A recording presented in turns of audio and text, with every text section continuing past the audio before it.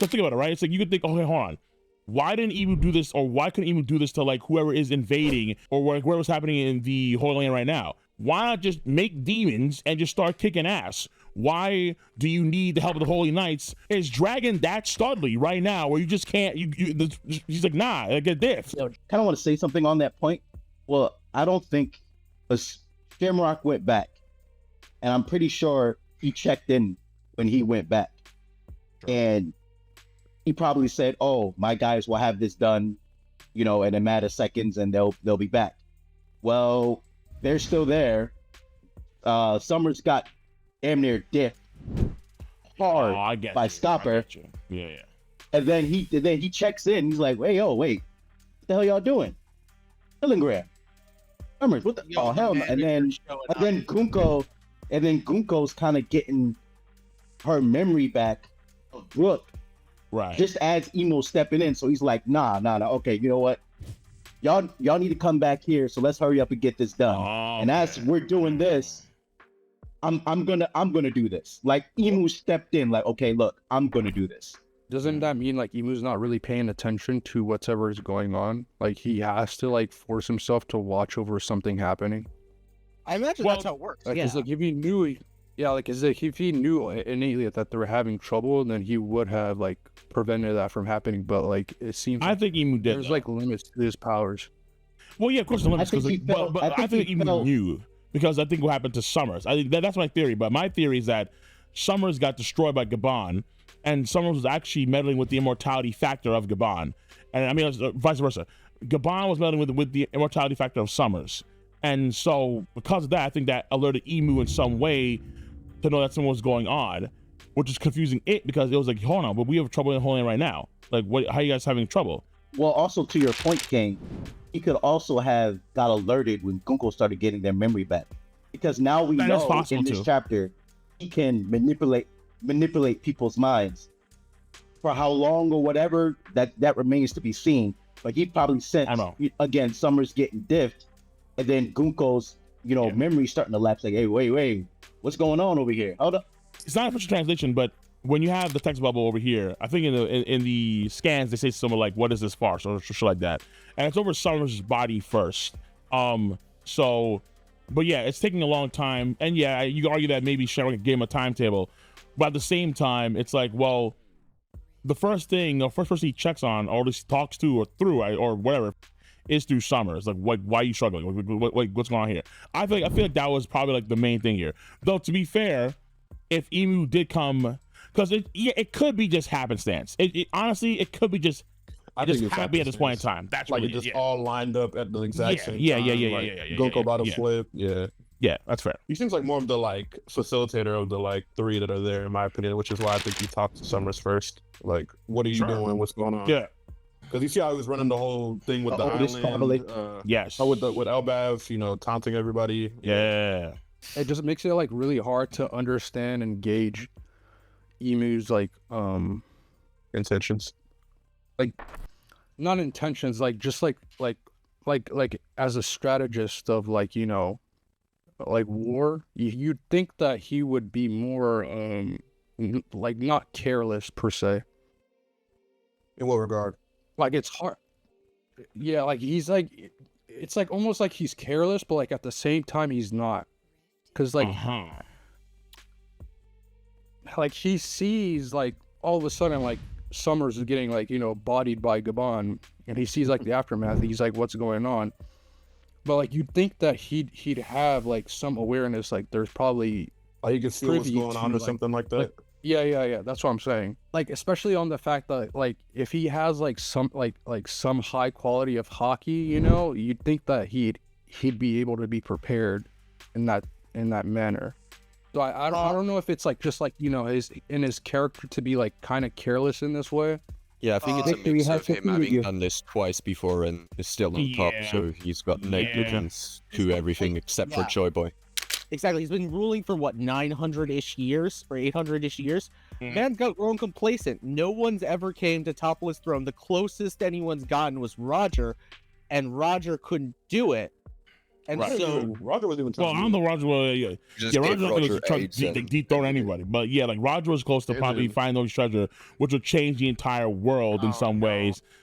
But Roger wasn't like the right person, or he came too early, or however you want to say it. Yeah. You could see in the past 800 years that, you know, the way that things have gone, the Gorosei allowed a revolution to take place on their watch.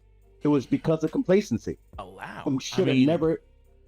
Well, yes. Well, look at it this way. No one in the world has specifically done what Dragon has done successfully. Only people who have come close to toppling the world are dead, and that's Roger and Zebek. Meanwhile, Dragon in the background, even though he hasn't been forcefully in the field, he's been managing this revolution for years. He was on an island that was off the map. No one knew where it was until Blackbeard pulled up on it. But remember though, like after BB, CP0 came in. Rob Lucci came and just roasted because of Sabo. And come, like Emu has people that are trying to take care of this. Like Emu just can't be everywhere, trying to take over every island or fight every nation. Oh no, I'm not saying that kind of shit. No. Oh no, I'm not saying that. I'm not saying that Emu was like everything was complacent. But I'm saying now that we see Emu taking a more active role, I'm saying Dragon's revolution on a standpoint, on a whole, would look very different under the iron-fisted Emu rather than the complacency of just the Gorosei Emu as itself. Because you can see that they let some things lax. Otherwise, Dragon would have never gotten this far. Even though like Emu won against Joy Boy, do you think like in some ways he lost some things in against that fight, which is like resulting in him having to have like, you know, help per se and like military might? I mean, for sure he lost. In the mural, if what they're holding is the Eternal Flame, then he for sure lost that. That's he lost that shit. Lost that for sure. No, but like, do you think like he lost more than the Eternal Flame? Because like it seems like Emu is like, I don't know if it'd be correct to say like he's much more weaker than he was 800 years ago. Whatever it may be, but like I don't know how do think strong so, he was because, 800 years ago. Because like the way he treats Joy Boy, like him panicking over his hockey and everything. Panicked. I think it's Bitch, I don't know man. why. But the idea of Joy Boy fighting sweating and shit. Yeah, Cole, check the memes, man. Because Joy Boy's him. Wait, why can't Joy just be him? Maybe Emu actually didn't really win the fight. Maybe Joy Boy lost the war. You know what I'm saying? Maybe Joy Boy just did something where there was a fumble, someone was a traitor, right? Like, let's say we had a situation where, like, the similar situation to Kaido versus Luffy with Guernica. I don't know where in comes some asshole who Joy Boy thought was an ally, and instead turned Ko, and then boom. Really? Now it's like, you know, now Joy Boy gets... What if Emu hit? No, I don't think Joy Boy was like steam. Nah, Cole, what are you? But that's what I'm saying, though. It's like, you could have... Because, like, look, we don't know the details of it all, but it feels to me like Joy Boy was him. Joy Boy was the one that was, you know, he is, to this day, he instills fear in Emu's heart. And I feel like Joy Boy, if he was defeated, because I don't know how this played out, because is it possible that's actually not Emu, but that's something else or someone else? And then what we see with Emu is the residuals of where this person is or wherever that thing was. And then, so like, for example, right? Because like Emu, you could argue, could, let's say, be a piece, or like, let's say it is this thing, but this thing was actually merged with other things or entities at one point in time because of the power of the Eternal Flame, potentially. So this is why, like, for example, in theory, Emu is not really a person. It's actually some sort of entity, like an abyssal entity of some kind. And then the only way, and so that's like take over certain people like Gunko, maybe Vivi, and so on, host. And then the idea could be, okay, well, in the future, the equivalent of that, what we see in the mural would be like an Emu fused with Blackbeard. Well, here's the thing. Yeah. Could it be that, as you know, you could be right, the fact that he fears Joy Boy's hockey so much, he could have lost the battle, but he won the war because we clearly see that Joy Boy was alive after the battle. he died somewhere after. So it could have been that, and he's apologizing. He wrote an apology to the mermaid princess. So could it be that around this time, maybe he won the battle against it or Emu, whatever that Emu was, but everybody turned against him because of Emu. So I have a theory. One thing this chapter that really stuck out to me, and we talked a lot about, is the use of contracts. People like to bring it up. Devil's contracts. It's been a long time. Yeah. What is another form of contract? Obligation, servitude. It's constraints. What is Nika's whole thing? He's a liberator. He's freedom. He's unbound. Yes. What if the reason why he's so scared of Nika, why they've really fought to it, is that Nika is more than just the enemy of Emu, is the true opposite. Maybe the drums of liberation, like how they woke up MF and how like Zunisha responded to them, maybe they act actually kind of as like a song that breaks the spell Emu has over people. Or maybe it's just that Luffy is immune to the effects while he's Nika. Maybe Nika can't be taken with the reversi. Okay. This is the thing that I thought of like literally earlier, like 10 minutes ago. I think I have an idea for what Gabon's doing, and I think it actually has to do with the Wi-Fi hockey idea. We've seen hockey can be used at range.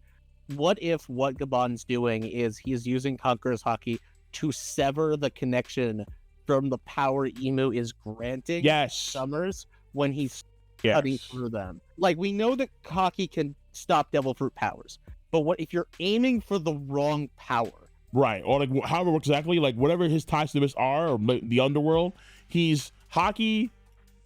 If we believe what's said about hockey, Congress hockey particularly, it would probably be the case where it's negating any power, like even hockey itself is negated by like OD Conqueror's hockey. So, in theory, when the hockey knot explodes, it's forcing the elders to de-transform all of them.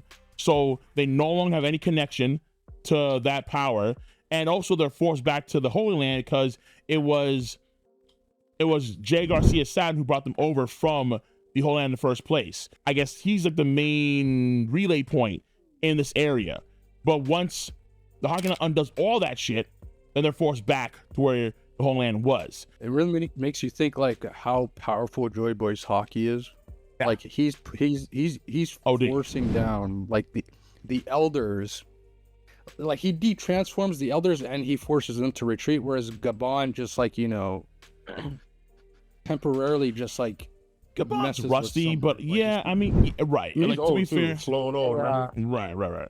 Can we also like at least give some credit? I know we kind of dunked on them a little bit, but can we give some credit to the Straw Hats though? They didn't pass out because of Emu's hockey. True. Again, Luffy and all the time. They're used to it. I don't know. I wasn't like super impressed, but you know, that's cool. I hate this new agenda. I mean, this is like, to be honest, like Emu just pulling up. Emu's hockey was knocking out people like dozens of miles away in the town, in the city, in the castle town. So and the Straw Hats are much closer by, you know, proxy, but they were fine. They were almost chilling, yeah. The Straw Hats are also constantly in conflict. And while, yes, the Giants are warriors, we've seen that for the last little bit, they've not been in very much tough situations. They've probably lessened their resistance. Or they're just not that strong for the Straw Hats. I would say that's probably it. Yo, is Summers and Killingham that weak? Wait, what do you mean? They probably... It's like, I don't know. They're definitely not Admiral. I don't know how to gauge them. Yo, and somebody else this up. How would you gauge Gabon? Because you're like, you were talking about like you're getting prediction. Like, probably like Rayleigh around Gabon ain't doing that shit to an Admiral, I'll tell you that. Probably not. Yeah, I agree with that. I think the God Knight versus Admiral debate is kind of just over it. Except maybe you swap Rayleigh. Shamrock is like the exception. Like, no, I mean you got to argue that Guto is probably up there too. Like, and we haven't seen them all. Be honest here, like when we think about what crews are capable of, yeah, like the Straw Hat crew are capable of so much more. And to be fair, every Holy Knight being like stronger than an Admiral didn't make much sense anyway. Like the idea I had was pretty simple. There'd probably be at least 2 people, maybe 3, that'll be just as strong as an admiral among the Holy Knights. Where if there's like if Shamrock is the Luffy, then there could be a Zoro and Sanji, and then maybe Gunko's one of them. Who knows? But they would also be pretty OD, where they could be comparable to admirals, maybe under admirals, maybe because I mean, didn't Gunko himself? I mean, didn't Shamrock gas up Gunko to where she's just as strong as Loki potentially? Like, oh, yeah, shit. but we don't really know where to put Yeah, them. he did. Because Shamrock is clearly the heavy, one of the heavier hitters. That's obvious. But that's crazy. I mean, he's though, a that, leader, like, so called you'd him back think to the so. Holy Land, and it's like still like fucked to the point that you had to come that's over what here. I'm saying. It's like whatever's going on in Holy Land is crazy. And mind you, they should have an admiral up there, or maybe two. So an admiral, what the Shamrock, fuck is some other happening Holy up there, bro? Knights. Garling, the It rest could of be, the chorus and everything as well. Blackbeard. It could be Blackbeard and Dragon. Here's the thing: we know Blackbeard and Dragon met up on Baltigo. Do we know for a fact that they fought? Do we know that they fought? They actually meet up? I thought they. We did know they meet up? Blackbeard rolled up on Baltigo, but do Yeah, we he know rolled that up, they but did they fought? actually meet? We don't. What all we know is that he went and he rolled up on Baltigo, but we Yes. don't know if they talked. We don't know if they met. We don't know if they fought. Sure. Yeah. They could have I coordinated. mean, yeah, to be honest, it could be like Blackbeard. it could be Blackbeard like coordinated this with Blackbeard- Dragon from Baltimore. Blackbeard- Blackbeard Dragon chokes it out, makes them desperate. Then comes in Blackbeard offering, "Hey, I want to become king. I can give you military power and food." He gets in, and then he opens the door for Dragon, and then they can both take what they want. The door. The door for Dragon. I don't think Dragon like Dragon and a few. that just doesn't sound like a Yeah. Thanks for the invitation, Blackbeard. You say, Yo, that's a wait, crazy. wait, Just wait. imagine that, yo.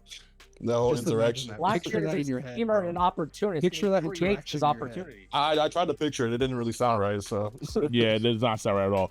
I mean, and again, to be fair, Blackbeard already told Kobe, I want to make my nation into a world government certified nation so I can be king of Pirate Island officially. So because he Ooh, wants what if- that shit, I don't know why he'd ever team up with Dragon, who actively is trying to dethrone the very thing that he wants to get power from. what if him wanting to become like a king of like, you know, Pirate Island and all that? Like, what if that kind of has something to do with like him knowing things about Emu and the whole Bro, I'm starting to wonder that mobility too. contract and Yeah, all that? now I'm and, like, starting to that wonder might be a too. requirement. Yeah. This whole like you need to be a ruler or you need to be nobility. This is a very important detail, man. Like That's a very No. important So Blackbeard is smart. The first thing you want to do, and this was in the Art of War, if you want to deceive your enemy, deceive your friends, deceive your generals, because if Okay. nobody knows what you're up to, then your enemy can't possibly know. Yeah, So basically, Blackbeard will out evil Emu, like is too evil for even Emu to possess, and then Blackbeard just overpowers him. well, also because of his body type. Like you could argue that Emu is like, okay, so maybe Emu will try and let's say take over Blackbeard's body because I think BB was an option as well. Like if you look, you have BB, Luffy, Shirahoshi, and Vivi. BB was an option. So if BB comes here for whatever reason, may want to actually control Blackbeard instead because Vivi's out of the picture. But in the process, it's going to fail because of Blackbeard's body, lineage, whatever it is. And then Blackbeard would then use Emu's powers to his own benefit. So all the wing shit we're seeing, all the demon shit we're seeing and granting powers, that's going to be Blackbeard in the future. He's going to start granting people powers. And All of his crew get, buffs and so on and buffs that so they forth. And then they're strong now, but we'll see how eventually how, to be fair, I was Garb, but most folks in the planet aren't strong as Garb. But that being said, though, they'll get their buffs and so on from Blackbeard once he's in pure, like he'll be the mural picture now. But Blackbeard will be the mural where he'll be holding on to the sun, saying ha ha ha, and then you have Luffy in there like, nah, it's time, and then they're gonna fight. So Blackbeard could be some as final villain, that's for sure. And we changed our You mind. think it's there's like a possibility like that Dragon's actually doing this solo on the Holy Land? That would be might have, the like- biggest flex of all time. Listen, More classic. if he's doing this solo, he's getting the buff, and also I'm disappointed in the Holy Land because y'all got a super powered elder unit now with Garling. Shamrock Not is Dragon. back, Dragon's and Dragon is still like different. You guys, what the fuck? Yeah, I'm gonna add to that. Do you think that there's like more revolutionary members that are higher? You just mentioned Kong. More revolutionary Yeah, Kong. members.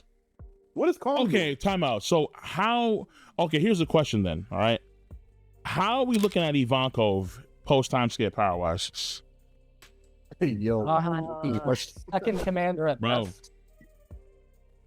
I'm thinking that Ivankov could definitely be getting some power boost soon. I think it not depends already. where you. I think part of it depends where would you put Magellan.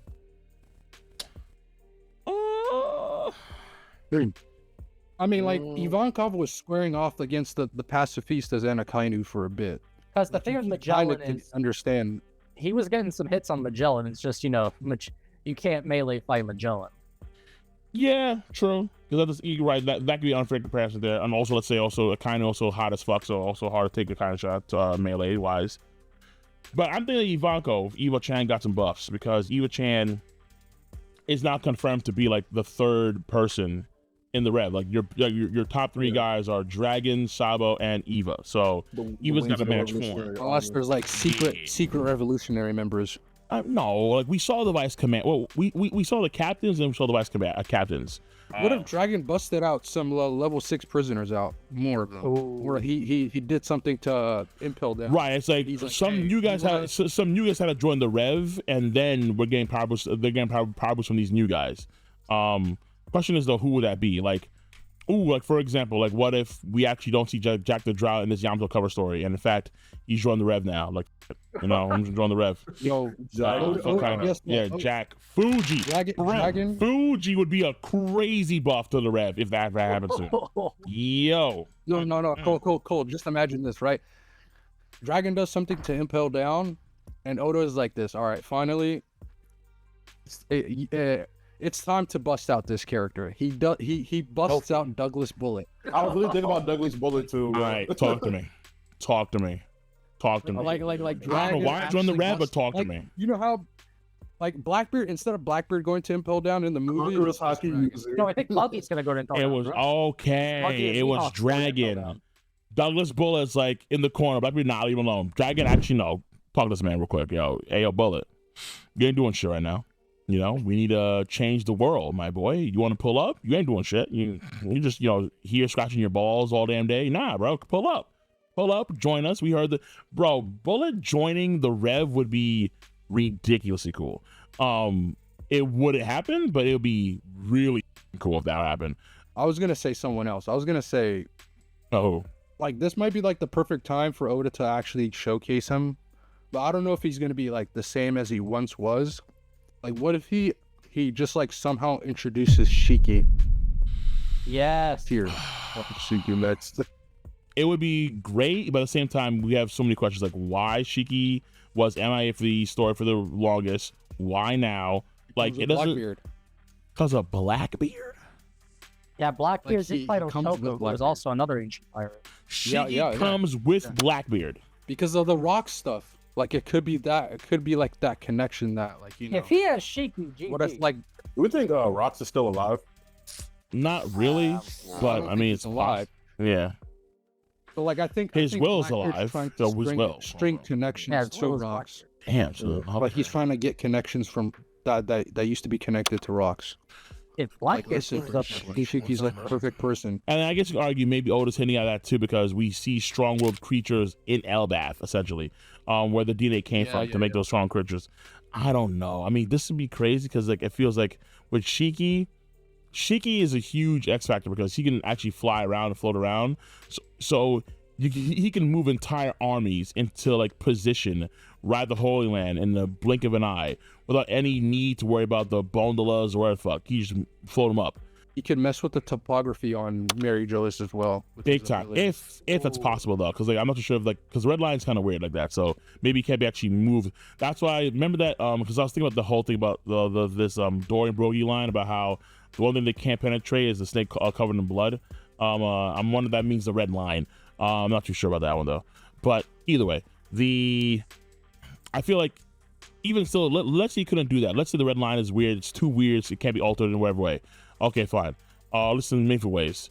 What if, let's say, instead he just brings over other land masses? Because keep in mind that he had a whole floating archipelago. Like he had a whole floating island system. just for him and his boys. Like, that's like disgustingly powerful.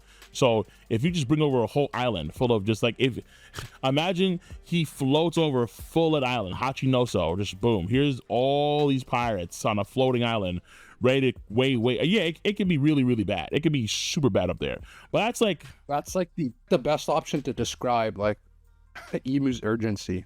Because like if Shiki does pull up on the Holy Land, then it makes sense why he's like, okay. Yeah, it should be pretty gnarly. It's got to be like mind-numbingly, like even Emu's like, okay, this is too much. But like, given what Emu is doing right now, what could possibly be too much for Emu? You know, real question. Like, what is going on? Like, yeah, that's real question. The Emu was like freaking out like this.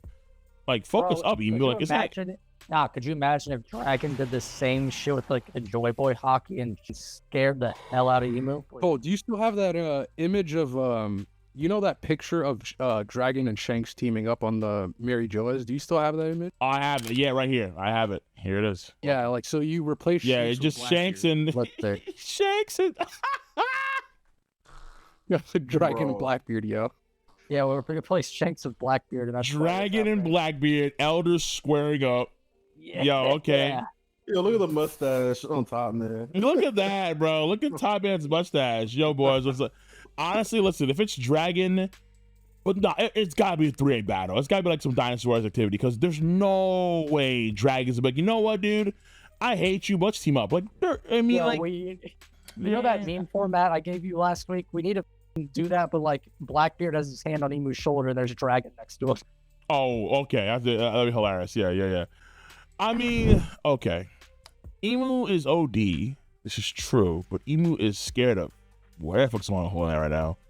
Dragon and Blackbeard pull up at this, or not at the same time, but they're fighting crazy battles. Because I think BB's powers can be one of the few powers that can actually really disrupt the red line, because he's Earthquake, so he can just do whatever he wants to do. That would be, bro. I mean, this would be crazy, dude. This would be nuts. Because here's also like the most important thing too. Because I don't know how it works exactly, because Oda could spin it in some weird way. And normally this would be like the best thing in the blue sea, not the whole land, I would think. But then the question would be, hold on, is he's able to manipulate or utilize Katarina in some way using Jay Garcia Saturn's likeness to do something? Like, did she convince people in the port? Like maybe Blackbeard had Katarina transform into Jay to actually gain access to the port on the bottom, and then they convince all the Marines there and so on to have all of his troops just go up single file on the gondolas. I mean, maybe, but it's like, damn, bro. Like, because you know at some point, if it was actually Blackbeard in the Holy Land, Katarina was used or is going to be used in a crazy way. That's going to be his craziest play for sure, without that, with Katarina.